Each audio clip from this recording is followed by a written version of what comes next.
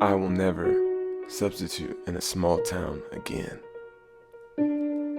I was a substitute teacher in a small town called Bentonsport, Iowa. Bentonsport is one of those towns where there's only a couple of traffic lights, a few general stores, and where everyone knows everyone. Naturally, people reacted strangely to me because I was an outsider. This didn't bother me though. I only moved to this town because my grandmother was old and sick, and she asked me to come live with her, being that I was her only living relative. We never really had that much interaction, so for me, it was a random pleasant surprise that she would even consider me to come stay and help her. My mother died when I was a baby, leaving me to be raised by my father for the majority of my life. When I was 19, in college, my father went on a business trip, and that was the last anyone had ever heard of him. It's still a missing persons case to this day. No aunts, no uncles, no cousins, so it was only me. I didn't mind it either, because her house was huge and she had a few fancy cars and guns that would keep me occupied whenever I got bored. And on top of that, the few times in my life when I did meet her, she was the sweetest old lady.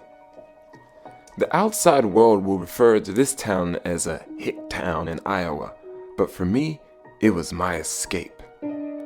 Recently, I broke up with my girlfriend, and this space and freedom that this small town was offering me was my perfect opportunity to start over. I decided that all of my years of college should finally go to use, and I should get a real job, as that was one of the reasons why my ex was now my ex. Almost immediately after filling out a few applications to work at some of the local businesses in town, I got a substitute teaching opportunity at the town's middle school. I was filled with excitement, but also overtaken by a weird feeling of apprehension. That feeling you get when your conscience is screaming at you not to make the bad decision. I wish I would have listened. Instead, I thought about maybe beginning a career as a teacher, and that by accepting this substitute job, I would be taking my first steps into being a real adult. There was no interview process, just a phone call. A scratchy old voice on the other end of the phone simply said, "Thanks for applying, Daniel. We would like you to start as soon as possible.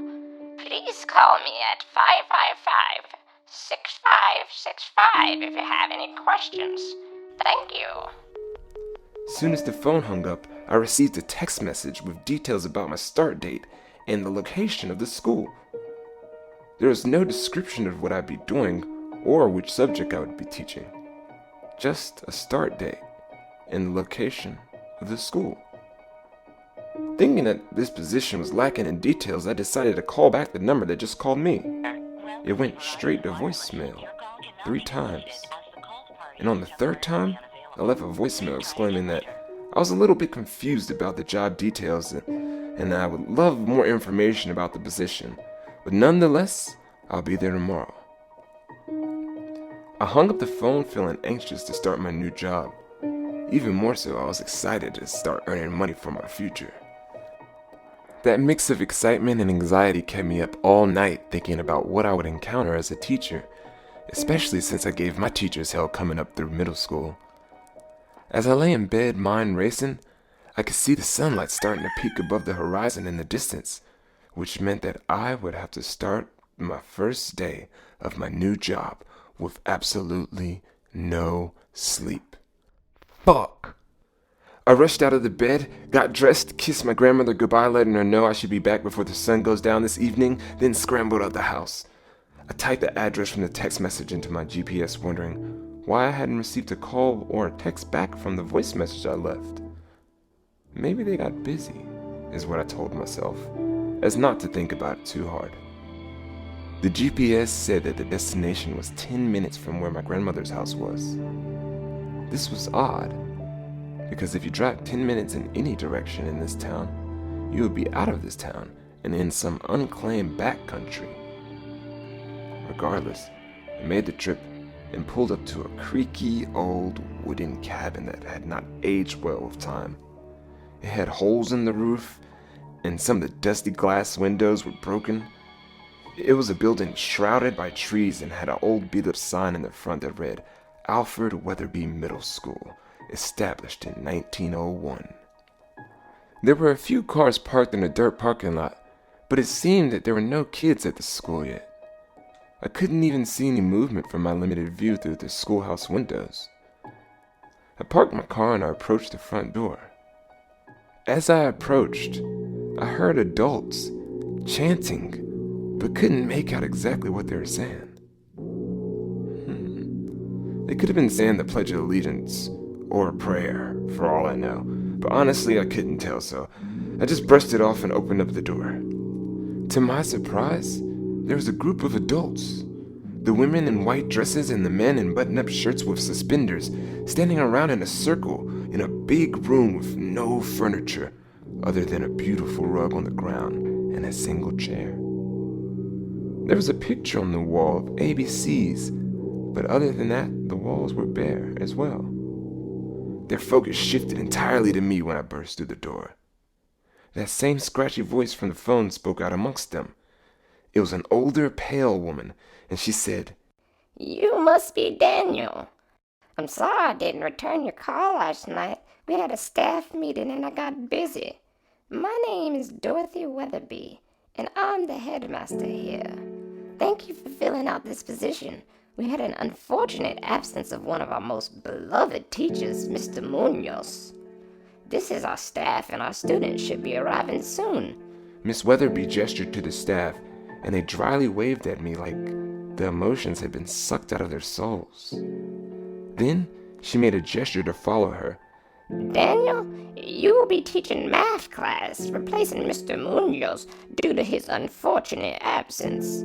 She walked me down an old dusty hallway that had wooden doors on each side and a really creaky wooden floor, all the way back to a small room with 7 desks set up in a semicircle. There were books piled up in the corners, looking like they hadn't been used in decades due to the thick layer of dust that blanketed them. Miss Weatherby said, I'll be in the room 2 doors down if you need me. She walked out the room, and when she did, a really loud bell started ringing. Now, this wasn't a bell like an intercom system like in every other school across America, but an old school, real deal, Liberty Bell looking bell. And as the bell sounded, I looked out the dusty window to see a line of children, all wearing animal masks, slowly walking by and into the building. Weird, I thought. But what hasn't been weird about this day so far? I estimated about 20 children in total, and they all quietly and eerily walked into the main room and sat in a circle on the beautiful rug, surrounded by the bare wood floor. Miss Weatherby walked into the middle of their circle and said, Welcome, children. You all look so amazing in your animal masks to celebrate the spring equinox. I want you to meet the new substitute teacher replacing Mr. Munoz, Daniel. Everyone say hello, Mr. Daniel. And in unison, the kids let out a dry, emotionless, really creepy, Hi, Mr. Daniel. I waved at the eerie-looking kids still wearing their animal masks. There was a goat, a bird, a bear, a dog, a cat, a bull, and so many other kinds of masks. These masks were not just plastic children's masks like I would have expected them to be, but upon further inspection, the masks were made of porcelain and looked pretty expensive due to the vintage nature of them. My assignment for the day was to teach basic math, like addition and subtraction, to students who struggled with math.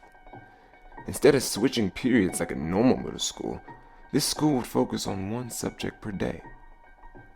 There were 6 kids in my class, a bear, a ram, a horse, a deer, and a bird, and then there was one child I must have overlooked initially, because this child wasn't wearing a mask. He had sloppy brown hair, and looked like he came from a struggling household, being that his clothes had holes in it, and his shoes were more worn than any other child in the classroom. I was given a classroom roster to take the role. Sally, here. Jason, Here. Derek? Here. Anders? Here. Emily? Here. Silas? Silas? He doesn't talk that much, but that's Silas. The children pointed at a kid without a mask. Instead of being responsive, he was drawing on a sheet of paper. Curious, I walked over to Silas to see what he was drawing. When I got close to his desk, he stopped drawing and looked straight up at me through my soul with the most piercing stare that I've ever seen. I couldn't really make out what was on his paper because I didn't want to bother him too long, but what I saw looked like fire. Okay, class. My name is Mr. Daniel. I'll be your temporary math teacher due to Mr. Munoz's absence. According to the notes he left behind, you're supposed to be learning about the order of operations. They took off their mask and pulled out their notes. I was expecting disfigured-looking faces to appear from behind these creepy masks, but all these kids looked pretty normal. I began going over the lesson plans with no problem up until lunch. Get your things ready for lunch. We're going to the main room to eat, I instructed the kids.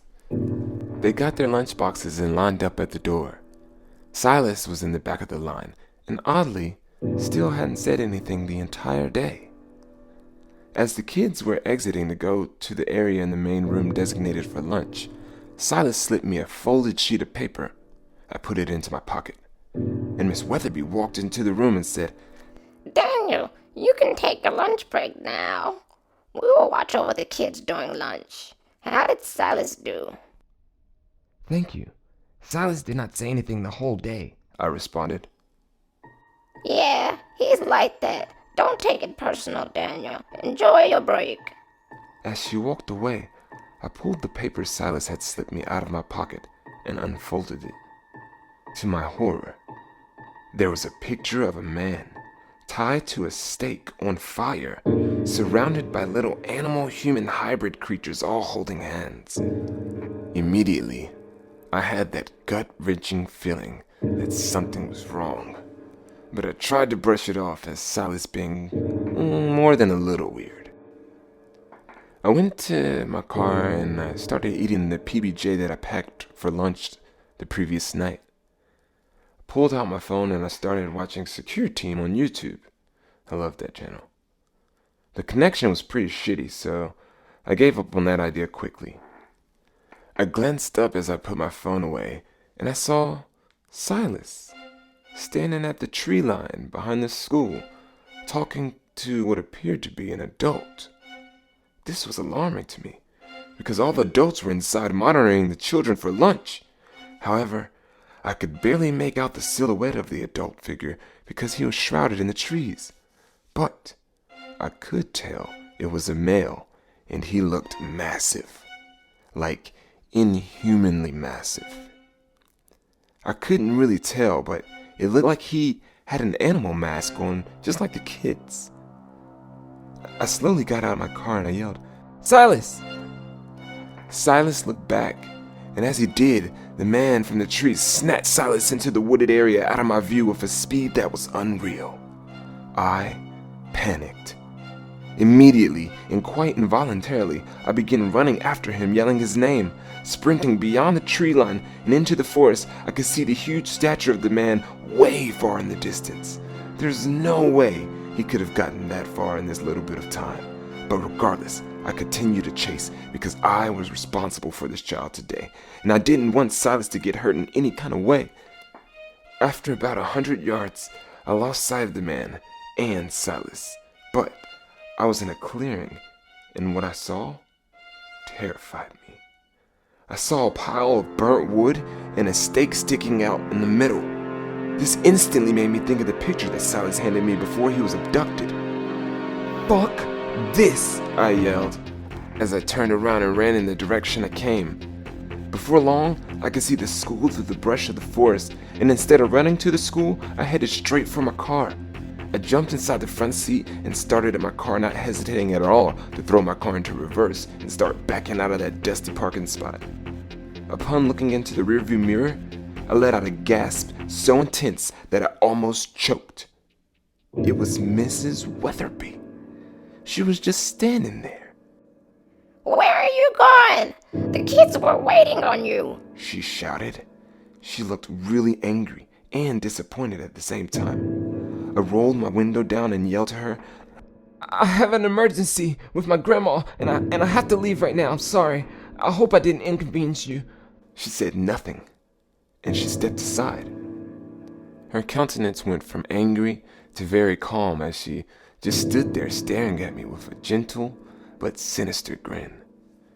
I'm sure with the speed that I left that place, I kicked up all kinds of dirt on her with my tires, but I was not going to look back. In fact, as I was driving, I vowed to myself that I would never go to the outskirts of town again. Instead of going straight back home, I went to a local coffee shop just to clear my mind. Plus, I didn't want to alert my grandma about coming home too soon. So for an hour, I slowly sipped on my cappuccino and tried to sort out all the things that I just witnessed. The more I tried to piece it together, the more confused I became. Eventually, I gave up, and I decided to just forget about it and make sure no psychos were anywhere near my grandmother's house. So I pulled into the driveway, and everything was peaceful just as it was when I left. A small grin of satisfaction came across my face because I felt like I was in a force field of safety at this house. I wish I could say the story ended here, but there's more. I got out of my car, and I went into the front door. Granny, Just as I said that, I heard a sharp, high-pitched ringing in my ears, and my vision was completely whited out. Simultaneously, I felt a really sharp pain in the back of my head as I uncontrollably fell to the hardwood floor. Unconscious for God knows how long, I awoke to that same chanting. The same chanting I heard when I walked into that creepy school building. And as I regained my vision, I noticed that I was, in fact, in that creepy school building, surrounded by all the teachers, all chanting unrecognizable words in unison. I was unable to move or speak as they had me bound by thick rope with duct tape covering my mouth. Ice ran through my veins, and my heart was beating irregularly out of fear. Mrs. Weatherby spoke up. You see, Daniel, many years ago, my father built this school, and me and my sister have had to look after it when he passed. However, he wasn't ready to pass, and he had more plans for this glorious institution. We prayed to God to have his soul back to finish what he had started, but we received no answer. So we prayed to the devil, and instantly we were told that he would be allowed amongst the living so long as we provide 2 sacrifices a year. Mr. Munoz was the first of this year, and thanks to the help of my sister, you will be the second. Although terrified, I was curious as to what she meant by her sister. But just as that thought entered my mind, my grandmother entered the room. She walked up to Miss Weatherby and said, Father said everything is ready now. Miss Weatherby said, Perfect. Then she took a cloth and held it to my nose, and again I found myself unconscious. I awoke, and this time it was nighttime and I was outside. Still unable to move, I found myself tied up to a stake in the woods that I saw earlier. They were going to sacrifice me. My heart was beating 100 times per second as I looked around for a way out of this situation. I was surrounded by burnt pieces of wood and those god-awful children in those horrifying animal masks singing a song as they joined hands in a circle. It looked as if the masks were melting into the children's faces as they all started looking deformed. The faculty and Miss Weatherby held torches in their hands, and they now were also wearing animal masks. Mrs. Weatherby's mask was a goat. My grandmother began speaking. Tonight, we have a bloodline sacrifice, so we shall not need to sacrifice for another 5 years to Father. Sing, my father's children, and celebrate as we send another child into the light. Mercy, Father, your light shines so bright. With this sacrifice, I hope it is sufficient in bringing you life. The mutant children began singing louder when all of a sudden, a deep, terrifying, gut-wrenching growl came from the woods. It sounded like a bear and a pit bull and a lion growled at the same time. Immediately, everything fell dead silent. I started literally trembling with fear and sweating profusely from every pore in my body. The trees in the woods were moving, and the only sound that could be heard was a heavy breathing mixed with grunts and wheezing from whatever was in the woods that was getting closer by the second. A horrid stench filled the air, comparable to rotting dead animal flesh mixed with sewage. And as the smell overtook the air, I could see the same silhouette of the huge man from earlier, except this time it looked more menacing and way bigger than I originally thought. What emerged from the woods was the single most disturbing thing that I had ever seen in my life. He, or it rather, had a head of a ram but the jaw of a bear. The torso was that of like a muscular man, but the arms were different. It had one long human arm with a human hand, but on the other arm was just a growth of slimy flesh. The closest thing I could compare it to is like a tentacle. It stood on two cow or bull-looking legs with hooves at the feet. My brain could not fathom the sight of what I was seeing in front of me. This was a collection of human and animal parts sewn together and brought back to life. What the fuck?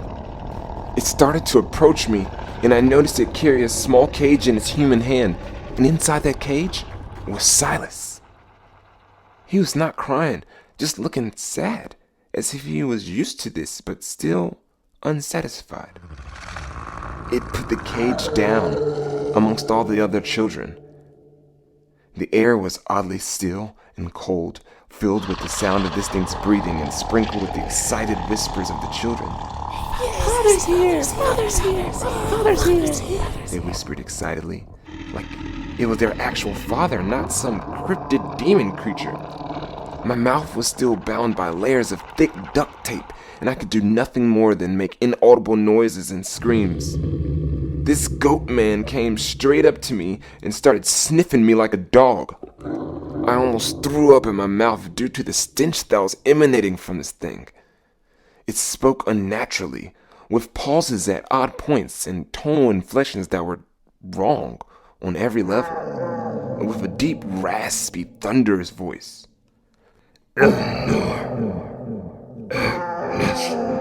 Step forward. Miss Weatherby and my grandmother both approached the beast. It continued. Silas almost escaped. Again today, your insolence behoves me. Munoz was sufficient, but this will not do. This is the last man of my bloodline in existence. Besides Silas here, this sacrifice is insufficient. I should take another bloodline sacrifice for the night. Release the male. Mrs. Weatherby and my grandma looked at each other in confusion, but proceeded to do as they were instructed. They approached me and took the tape off of my mouth and untied the ropes I was bound by. Immediately, I took off running towards the woods, but before I had even got 10 feet, I was being pulled back with a force so strong it almost gave me whiplash. It was the tentacle on this beast that wrapped around my waist and pulled me back. Where are you going? It thundered. I was speechless, now paralyzed by fear, laying on the ground helplessly in front of this beast being held down by its tentacle arm. If you run away, I won't be as kind as I was to your little brother here. One male in captivity is enough. If you try to escape, my children will hunt you down and devour you in my name. Brother? He was talking about Silas. How was he my brother? I thought. but that thought quickly escaped my mind as I stared into the face of this monstrosity. It continued to speak. I am a generous God, and I will let you live. However, you can tell no one what you saw. And so that you won't, you will deliver this year's sacrifice to me. And as he said that, he gestured over to Mrs. Weatherby and my grandmother. My stomach dropped as I was still paralyzed from the sheer terror of this entire situation. I'd never killed anyone, nor had even thought about it. Even if I thought that these ladies deserved it, since they tied me up and tried to sacrifice me. The beast creature they referred to as father looked me straight into my eyes and growled. Choose now. I snapped out of my paralysis because I knew this beast could devour me and grind my bones with his razor-sharp canines extruding from its hideous snout. As I really thought about it, the decision was not that difficult. It came down to kill or be killed. I decided to kill. I grabbed Mrs. Weatherby and my piece of shit grandmother quite aggressively, took their torches and tied them to the stake. The children began singing loudly again, and Father walked up to the ladies and sniffed them. This sacrifice is sufficient. I threw the torch onto the pile of wood, and like a military-grade flamethrower, it burst into flames. Miss Weatherby and my grandmother both were shrieking in pain as the flames danced around their silhouettes and slowly melted the skin off their bones. It was bittersweet. Only a charred shell of what the women used to be was left as the flames died down. All of a sudden, two little girls that I'd never seen, both wearing porcelain animal masks, quietly walked out the woods and joined the other kids in the circle. One with a goat mask and one with a rabbit mask. The smell of burnt flesh filled the air, and I began to gag. The monstrosity called Father walked up to the burnt bodies and started devouring them like a ravenous animal. I watched in horror as all the kids began to sing in unison. Father stopped eating, looked up at me and said, You have done well, my child. You may leave. I looked at Silas still in the cage, who had a melancholy look on his face. This look kind of like he was crying out to me, like, take me with you. I couldn't just leave this kid stuck in this madness, especially since he was my brother. The fear and anger boiled up in that instance, making me yell, Father, Silas is my brother. May he come with me too? The beast took a long pause as his animal hybrid mouth dripped with blood and visceral matter, and said, On one condition. I now live at my grandmother's house, well, now my house, with Silas, and I have a new girlfriend. I met her about a year ago, and she's pregnant. She loves me for me, and she sees me as an adult. I can't wait for the baby. Everything is good now, but one thing is for certain. I will never be a substitute teacher again. And that's because I'm Daniel Jackson, headmaster at Alfred Weatherby Middle School.